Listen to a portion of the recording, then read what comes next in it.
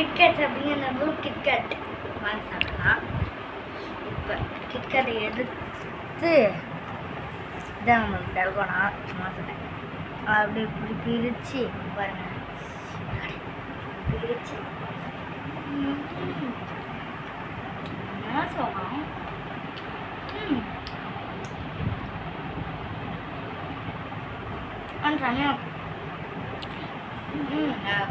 ஊசியில் துண்டை எல்லாம் நல்லா தான் இருக்கும். இது ரேட் எல்லாம் கேட்டிங்கன்னா 10 ரூபா, இந்த 10 ருபீஸ் இல்லையா, ஆனால் சாப்பிட்டுட்டு சொல்ல முடியல.